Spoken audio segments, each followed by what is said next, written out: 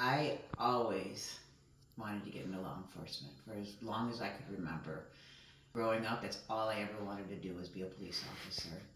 And your grandma, my mom, said even from the time I started talking, that's all I ever wanted to say was, I want to be a police officer. I want to be a police officer. Was the family happy to hear about your career choice? How'd they feel?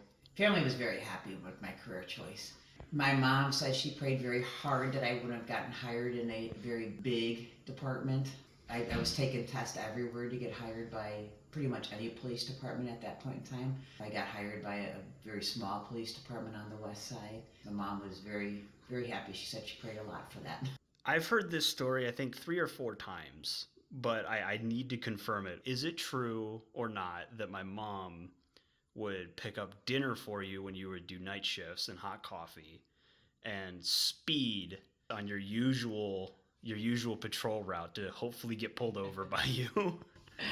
She would come and bring dinner. I wasn't a coffee drinker, so the coffee was for her. She would come speeding through. I never caught her in the act, and nor did any of my coworkers. But she would come out and say hi and drop something off to eat or snack on or what have you. When you were a standard police officer, what would you say was by far your worst day? So when I was the standard police officer, we called it a patrol officer. You know, basically your daily objectives were to go on the road and drive around and make sure the streets were safe. You know, I don't necessarily have a bad day. There's days that I remember very vividly. One of my first calls in my field training program was of a body that washed ashore from Lake Erie, and this was in like May of '96, and this person had fallen into the lake in February. So I had been in the lake for 4 months or what have you, and had washed ashore into a residential area of Bay Village. There was a company doing breakwall work at this house, and they found the body, so we had to go and respond to it, and we had to take pictures. So I can still vividly remember this male's face, and because I had to take pictures of him, and just being in the water for so long, and the fish start eating parts of your body, and that kind of stuff. You started in '96, and in 2008, 12 years later, you were promoted to sergeant. That's correct. How did, what did you feel? How did you feel about that? So being promoted to sergeant was great for me. My whole career was geared towards one day becoming the chief of police. And that was the next step that I needed to take to advance my career. So, what difficulties came with being sergeant that you didn't originally think about or know about or expect? One of the biggest difficulties I had becoming a sergeant is you can't be considered everybody's friend anymore. And you hear about that when you're going through supervisory schools and stuff like that, is you're no longer your friend to your patrol officer buddy anymore.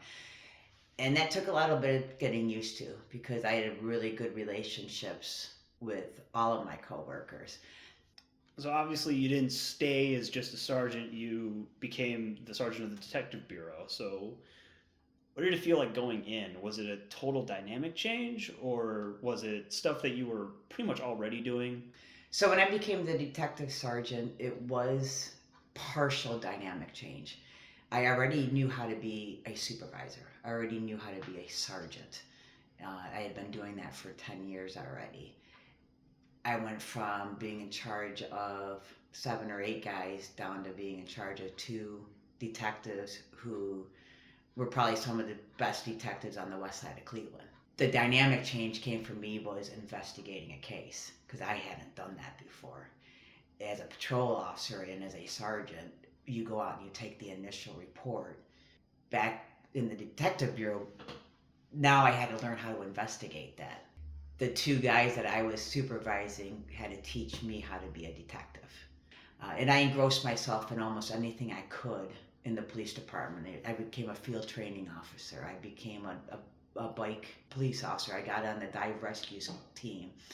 I went into the West Shore Enforcement Bureau crisis negotiators.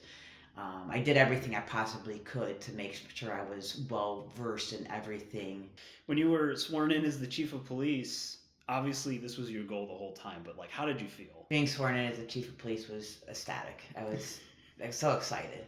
Um, and the worst part about it was during the pandemic, so not I couldn't have this big Huge huge banquet hoopla ceremony. ceremony. Obviously coming from the large family, that would have been great. I wish grandma and grandpa were around, but I know they were watching from above, per se, as people say.